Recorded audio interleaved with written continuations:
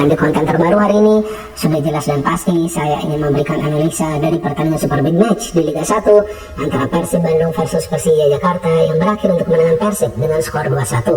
Dengan hasil akhir ini berarti Persib untuk sementara masih berada di peringkat nomor 2, sedangkan bagi Persija Jakarta dengan kekalahan ini berarti untuk sementara mereka masih berada di zona papan tengah, tepatnya berada di peringkat nomor 11. Dan jujur teman-teman, saya tidak pernah menyangka bahwa Persija Jakarta tidak akan bisa bersaing di papan atas musim ini, karena kita tahu bahwa musim lalu Persija Jakarta justru posisinya di akhir musim berada di atas Persib Bandung, tepatnya di posisi runner up, bahkan mereka punya rekor defense terbaik. Tapi musim ini mereka telah kemasukan terlalu banyak gol, bahkan melebihi total kemasukan gol mereka musim lalu, dan mereka sangat kesulitan untuk bisa mencetak gol. Padahal permainan dari Persija Jakarta kemarin sore gak buruk juga, kan mereka bisa mencetak 1 gol, kemudian mereka bisa menciptakan tambahan 2 peluang yang berbahaya. Tapi seperti yang sama-sama kita ketahui, conversion rate mereka ini kan lemah. Dan saya juga tidak melihat ada feeding bola yang bagus kepada Marco Simic yang bermain sebagai target man. Yang Simic perlukan adalah crossing, tapi yang berkali-kali diberikan adalah umpan-umpan terobosan. Hanya 1 crossing yang berhasil ke Simic, yang dia sundur di babak kedua, tapi memang posisinya jauh dari penjaga gawang Kevin Ray, sehingga memang sundulannya juga melenceng. Sedangkan dari Persib Bandung, saya melihat para pemain mereka bisa menang, karena lagi-lagi Persib Bandung bermain kolektif. Para pemain mereka tidak banyak yang show skill ya, artinya yang show off atau yang ya bermain dengan cara mengandalkan skill individu mereka, enggak. Mereka mainnya teamwork. Pokoknya bola mereka dapat, mereka passing. Kalau enggak memberikan direct pass, kalau enggak main dulu di area mereka sendiri.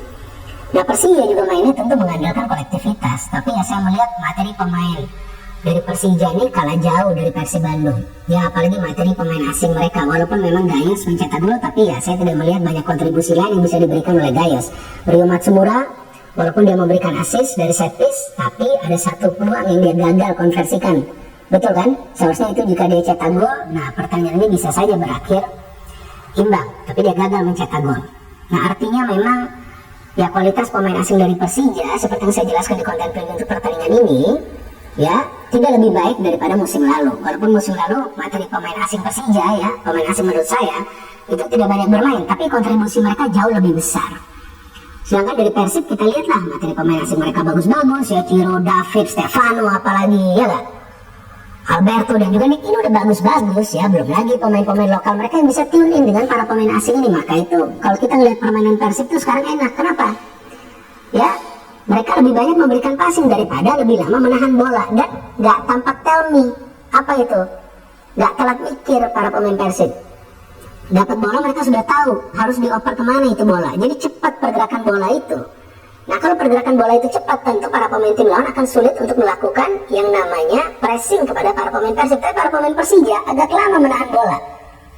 Ya ketika mereka lama menahan bola, tentu para pemain Persib punya peluang untuk melakukan pressing. Apalagi Persib bermain dengan 2 gelandang pekerja yang sangat baik, Dedi dan juga Maklok, yang memang banyak juga melakukan foul di pertandingan ini. Yaitu memang adalah bagian dari tugas mereka. Tapi mereka juga punya pemain kreatif seperti Stefano Beltrame yang bisa ikut maju mendukung serangan. Jadi permainan Persib ini tidak bergantung kepada 1 atau 2 pemain. Mereka punya suatu sistem yang mengandalkan hampir setiap pemain di setiap posisi. Jadi memang peran mereka sudah jelas. Dedi dan Klok harus lebih banyak merebut bola, Klok sesekali harus maju, ya kan, betul kan?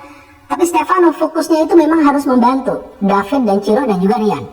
Ya, Rian fokusnya harus lebih banyak melakukan penetrasi, Ciro juga sama. David kalau gak dapat ruang harus menjemput bola. Ya, Rizaldi harus lebih banyak memberikan crossing, Heden harus lebih banyak melakukan pergerakan penetrasi. Jadi 2 fullback ini gak selalu maju secara bersama. Nah ini bagus. Jadi jarang ada ruang yang terbuka di ruang pertahanan gitu. Alberto dan juga Nick sudah solid banget. Long ball mereka juga banyak yang akurat. Nah saya dalam hal ini bukan ingin memuji Persib setinggi langit, tapi itu fakta. Masa sekarang saya harus mengatakan Persib mainnya jelek, kan enggak juga. Ya tapi Persija kita lihat siapa pemain kreatif mereka, Abimanyu. Tapi apakah Abimanyu bisa leluasa bergerak ke depan? Gak bisa, kenapa? Ada si Klok dan Dedi. Ya kan itu perbedaannya. Artinya memang Bu Anodok sudah paham bahwa nih Klok dan Dedi ini memang harus dimainkan. Padahal masih ada Rahmat Irianto yang sebetulnya lebih muda daripada Deddy Kusnandar. Tapi sekarang Dedi yang mendapatkan peran lebih besar, bahkan selalu menjadi starter karena pemain ini juga main dengan tenang. Ya, dan dia juga punya kemampuan untuk distribusi bola ke depan. Nah, ini plus point. Jadi mereka bukan hanya pressing tapi distribusi bola juga. Dari Persija selain Abimanyu, saya melihat ada yang namanya Reski Van, tapi pemain ini kaku banget. kalau untuk supply bolanya nggak bisa, hanya untuk pressing. Nah gimana caranya Persija juga bisa membangun counter yang cepat, karena kan seperti yang juga telah saya jelaskan sebelumnya di konten preview, wah kemungkinan Persija akan bermain defend and counter, bukan negatif football. Memang ini adalah strategi yang memang ideal bagi mereka ketika bertandang ke kandang Persib Bandung, ya kan? Ini ideal, tapi gimana caranya mau melakukan counter attack ketika pemain dari tengah ini supply bolanya minim, lebih banyak itu dari wingback. Nah wingback juga sudah kebaca ketika Henan dan Rezaldi. Juga kita tahu tangguh, walaupun Rezaldi seperti yang pernah saya jelaskan kadang-kadang dia sering kalah cepat, ya. Ini terlihat juga di pertandingan lawan Rans. Ya, dia sering kalah cepat dan dia sering melakukan pelanggaran. Betul kan dia melakukan pelanggaran itu kepada Bias. Kemudian Persija dapat free kick goal. Tapi secara keseluruhan Rezaldi bagus permainannya. Jadi menurut saya 1-2 kesalahan itu bisa ditutupi oleh Rezaldi dengan memberikan kontribusi juga, maka itu dia selalu bermain.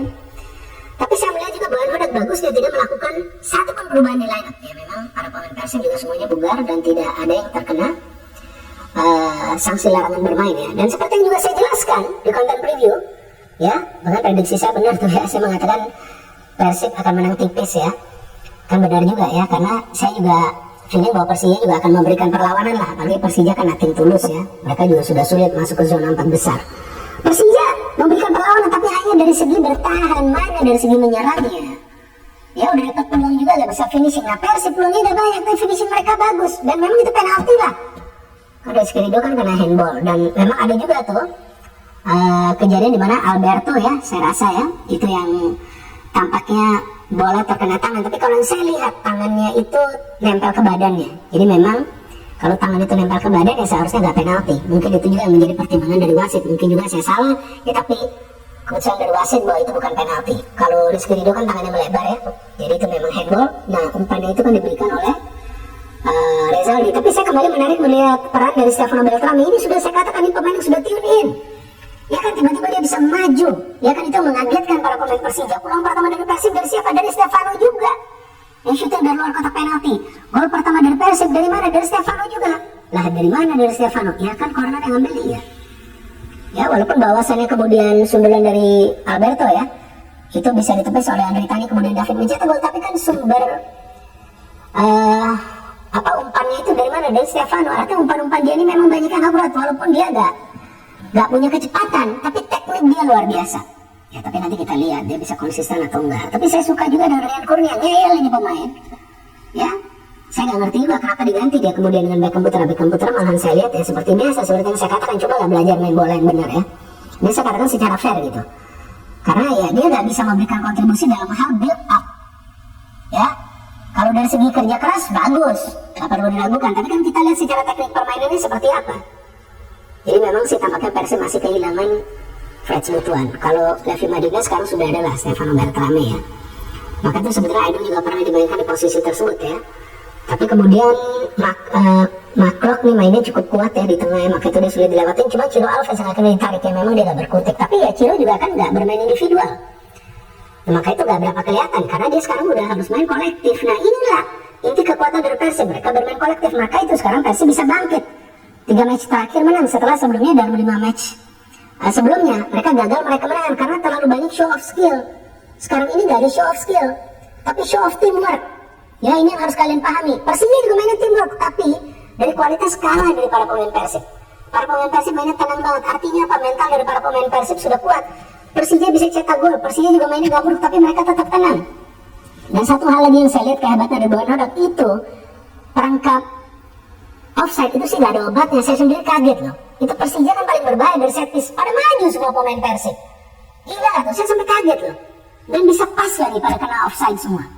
Nah artinya memang sekarang Persib punya pelatih yang paham bahwa Persib sebetulnya gak selalu harus bermain sepak bola indah, tapi harus bermain sepak bola dengan cara yang benar. Passing itu bola, pressing, rebut bola, cepat switch play ke depan. Jadi transisi Persib ini salah satu yang cepat selain Borneo FC di Liga 1 musim ini. Ya, ini menjadi masalah bagi Persija, gak seperti musim lalu transisinya lamban. But anyway, good goal by David da Silva dari rebound, dia mencetak gol. Dan kemudian Gayos juga good goal. Ya, jelas ini gol yang indah, tapi karena Rezaldi, ya kan, tadi saya katakan melakukan pelanggaran kepada Bias, kemudian dia bisa memberikan umpan kepada Gayos yang mencetak gol, tapi Persib tetap menekan, gak takut pada pemain Persib. Dan ya gak ada penonton juga, ya gak ada masalah. Walaupun bagi Persija ini sebetulnya semacam keuntungan lah. ya gak dapat pressure dari supporter tim tuan rumah. Tapi at the end kita lihat Rizky Ridho karena handball, David da Silva bisa mencetak gol, dan memang Rio seharusnya itu menyamakan kedudukan. Tapi ya inilah masalah dari Persija musim ini, finishing.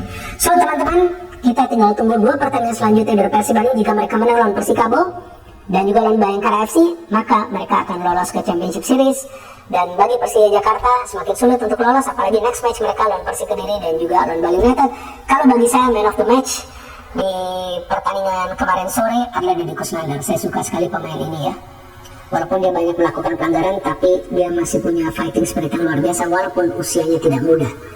Ya, dan dia sekarang mendapat kepercayaan yang luar biasa dari pelatih Boyan Hodak, dan dia adalah pemain yang senior. Jadi pemain-pemain seperti ini yang diperlukan adalah mentalitasnya untuk bisa membawa Persib menjadi juara musim ini, walaupun masih jauh lah dari juara, belum juga bermain di Championship Series. Tapi sekarang performa Persib sudah mulai stabil. Saya melihat Persib ini sekarang dipenuhi oleh pemain-pemain dengan pelatih baru mereka Boyan Hodak, bukan pemain-pemain yang hanya ingin menunjukkan skill mereka. Enggak bisa seperti itu. Pokoknya mainnya kolektif. Jika Persib main kolektif, maka tidak akan ada tim yang bisa mengalahkan Persib. Catat ngomongan saya ini. Kalau mainnya kolektif, kalau mainnya seperti sebelumnya tuh 5 pertandingan terakhir, Ciro banyak gocek-gocek, si Edo banyak gocek, banyak crossing-crossing yang melenceng, ya udah.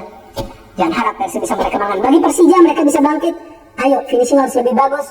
Dan harus ada pemain dari tengah dong, dari lini tengah yang juga melakukan pergerakan ke depan. Kalau enggak, masa mau harapin pemain-pemain yang defensif untuk membangun serangan? Gimana caranya bisa menciptakan banyak peluang ya?